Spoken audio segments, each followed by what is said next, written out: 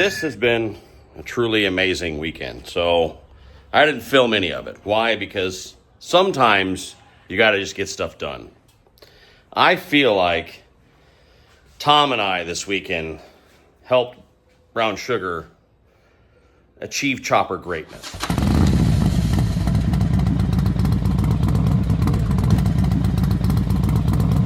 I know, greatness is a big word, right? But y'all know that the first bike I ever built, which I think he walked up to get his truck. The boy is weird. Anyway, so Thom came on Friday, and he brought Brown Sugar. You might remember Brown Sugar. Brown Sugar is the first chopper I ever built. It's a Sportster motor. It's not a Sportster Chopper. A Sportster Chopper, in my opinion, is a Sportster that's been chopped up. This is a full-fledged Paco, big old frame, long old forks chopper that happened to have a Sportster motor in it. Anyway, built that, loved it, but was never happy with it because in my mind I had to have a big twin, yada, yada, yada. So what I did is I gifted that on to Thom. He kept Sugar and then found some little issues with it and changed all the gaskets in the motor, made it a much better motorcycle, and now rides it like a motorcycle. Like, it's not a chopper thing. He just rides the damn thing all the time. Anyway, I always wanted Sugar to have a big old long Springer, and it didn't. It had I don't know, these like early 2000s aluminum trees that the fork tubes screwed up into. There was no top bolt. There's all this kind of like, you know, that choppery era, the Easter egg chopper era stuff on it that I was never happy with, but ran out of money and couldn't keep dumping money into it. So some time went by. Thom had Sugar probably about 2 years and enjoyed it, and again fixed all these little things, and then we came together with a plan to get a proper front end for that bike. So a couple weeks ago, a proper 18 over Paco Springer was delivered. 18 over means 18 inches longer than stock. You ever wonder what that means? And it's a Wishbone Springer, 21-inch spool wheel, all that stuff to make it right. And it sat here for a while, and then we also put some Ricky Bongo +3 rockers on it to give it that nice Sugar Bear look and make it ride right and lots of trail and all that. And the bike looks freaking amazing. We spent the last 2 days doing it. I didn't video any of it. Didn't feel right. It felt like we needed to get it done. It felt like we had work to do. It felt like we had to focus and concentrate. This was not camera fodder. This was like, get amazing shit done. So we spent 2 days honestly fighting, not each other, the bike. And we probably should video. Thom, you walked to get your truck, you freaking weirdo. You needed to cool down. Yes, anyway. Now I'm all heated up and angry because his truck was in front of us. So anyway, long story.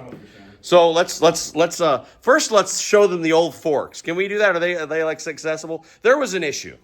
So the old forks, I said they threaded into those trees, and I might remember the first time I took that front end apart, it was not easy to get them apart. They would not come apart this time. They did with a cutting disc on a grinder, though. We cut one of the fork tubes in half so we could just pull that sucker out and get the trees apart because the main pin, that's what I'm trying to get to, the main pin was jammed into a bearing. So we had to cut the front end off of it. No damage to the bike. It was all just, I mean... It's not stupid if it works. It's not stupid if it works, and it works. But you can see our cutting job was just surgical. There was it was an impressive spark show. With the angle. There was, it came apart though. And this is exactly 9.2. Oh, is it really? So think Sugar is now exactly what we need. We might have to ratchet strap the gate close because Sugar is now 9 foot 2 inches long because she has a very long front end. We just rode. I should say, Thom. We decided it needed a proving run. We'll get to the bike. Hang on. Needed a proving run to make sure that everything was okay. So we figured a 150-mile round trip to Cafe 27 was in order. So we just rode 75 miles out, 75 miles back. And as expected, the front end kind of settled in and felt even better, and the nubs ran off and the grease ran off the tire and all that. And we've already had some phone calls. You may have seen from Instagram. We put some stuff out about this. We've already had some phone calls from friends and messages saying like, we want that bike in our show and this got to be here and that. So a front end can transform a bike. I'm proud beyond belief. I'm real glad that Thom gets to ride this around. I'm also a bit heartbroken. It's everything it was supposed to be. And it looks like something that any other great chopper gods would love. And actually, before I even show you to you, our favorite chopper, we're going to grab this, our favorite, certainly Sportster-based chopper, one of them, is one Chris Callan built called Bone Daddy. And it's a Sportster chop, but it's, again, a Paco. No, it's not a Paco frame. He made that frame, I think. Didn't we look at that? It's like a flat broke customs.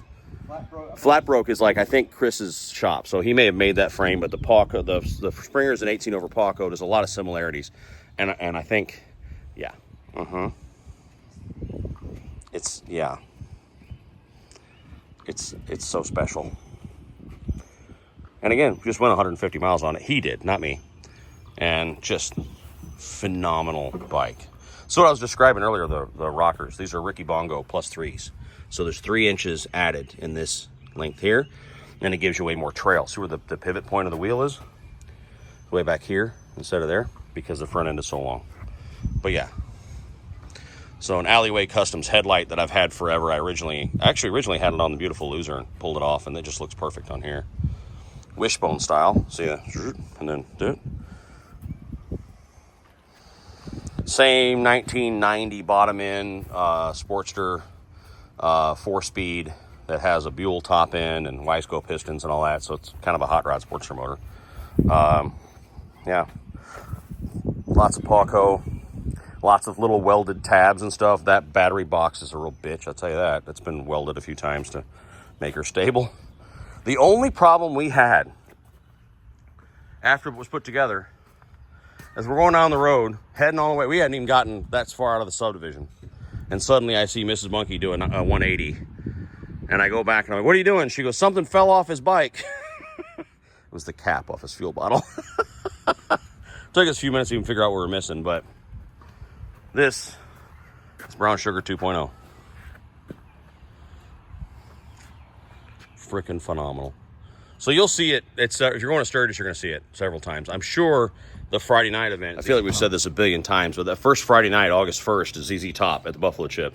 And we're having to get together at Club Chip, which is their store. It's inside the amphitheater, so you do have to have a ticket to the Buffalo Chip that night to get in and see ZZTop. Inside the amphitheater, there's a hot leather store. If you're looking at the stage to the left, above that hot leather store is a bar named Club Chip. It's open air. There's a spiral staircase that goes up to it.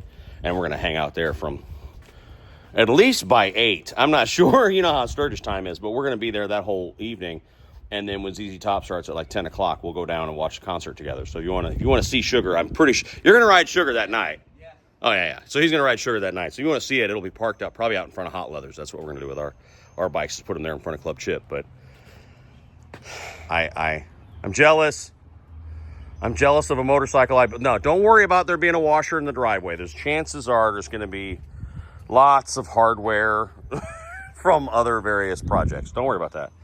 But I'm jealous of a bike that I built. How does that work? A damn fine one. But it took the two of us to make it truly great. So it's got a hell of a lean to it now. It didn't have a gangster lean before, and now it does a little bit. It might settle down, or a permanent 3-inch section of 2x4 might be a new accessory for the motorcycle that has to go with it everywhere, but just trim a piece off that. But she leans a little bit, and unlike the Loser, because the Loser's not raked out like this guy is, Loser's stock rake with a 6-over front end. The Loser lays over really far, and yet still, you could pull on it and it ain't coming over. This leaning over, it feels like you bumped into it. The front tire, if you pull on the bar, the front tire leaves the ground. And it's actually just kind of like on the back tire and kickstand. So something's got to be figured out. Or again, just always have a piece of 2x4. But it's phenomenal. The issues we had when we were first doing it is we fed up the stem. This has an internal fork stop, which adds complications. I had to tap the lower tree to put the plate on, all that wonderful stuff. And then as we let it up in, she wouldn't line out. And I got to thank my buddy Jason. I've talked about Jason a million times. He's a vintage bike nut and has a 71 FLH and a 65 Pan and an 80 FLH and just lots of cool stuff. And by trade, he's an actual mechanic. So Jason came over, and he just had surgery on his hand. So he's got freaking one paw. He can't help. He can't touch anything. But he's just standing there and just was a voice of calm. There's a huge value in that. He just stood there in the garage and was like, well, what we need to do. So Thom and I are like, oh my God, this is terrible. You know, him more than me. The owner of the bike is always the one freaking out the most, right? I'm like, it's gonna be okay. You know, he's melting down. I don't blame him. I would have too. I'm trying to be calm, but I know that I'm like, this is what's going on. The top clamp, you'd put it on and the stem wasn't lined up in there right. It was like, what's going on? And Jason's like, we're just going to jack it up and down. And we're just going to just move it around a little bit. And after 2-3 times of manipulating the jack and lifting the front a little bit and this, that, and the other, blink, there went the top clamp right onto it. You just need that voice of sanity, you know? I can't stop looking at it. I mean, she ain't mine anymore, but man, that thing's cool. It's what I wanted all along. It's what I wanted it to be all along. I just couldn't get it done and do the loser. So wild, so cool. And if he ever decides to do something else, I want it back.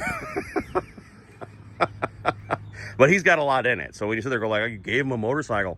Well, you got to understand this culture, man. We give things, you know, like I've given a rolling chassis to Bill, who's building a chopper out of that. Bill gave me a rolling chassis that I need parts off of. Like, I've given Jason wheels and tires and brakes and stuff that like, you really do just start giving stuff on to your friends. That's kind of part of this chopper culture. Is your closest buddies, you help them out. If they need something, you give it to them.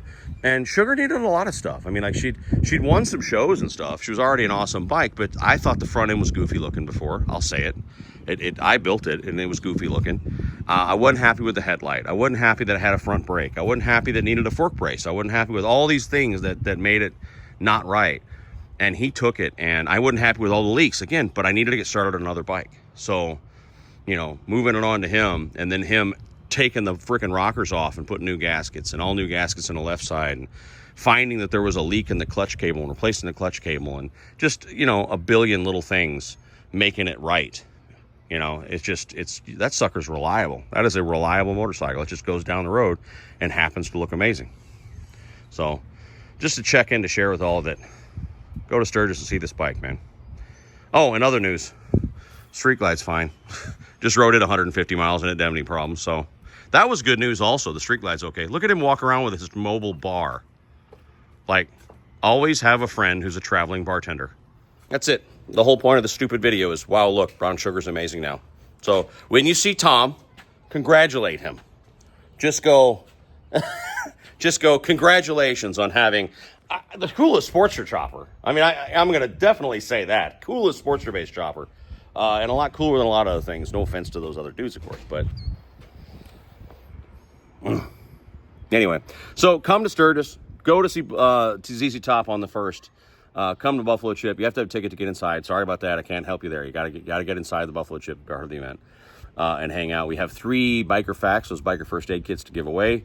They're $300 a piece, man, and we got 3 of them to give away. So 2 of them were donated by viewers. They actually bought them and had them sent to me. 1 was donated by Refuge themselves, and we're gonna send 3 people home with a $300 first aid kit. So just come, hang out, have a drink or 26, and I hope to see you all there. It's an exciting time. This guy's finished. Street Glide's back to life. New body inbound for the wife's bike. The orange bike, Bob the Builder, is completely coming down. Whole new body's going on it for Sturgis, and it's the prettiest thing I've ever seen Advan do. This sucker's badass, so it'll be here probably 2 weeks. Imagine it'll be here. So, love you all to death. Take care of each other. Talk to you soon.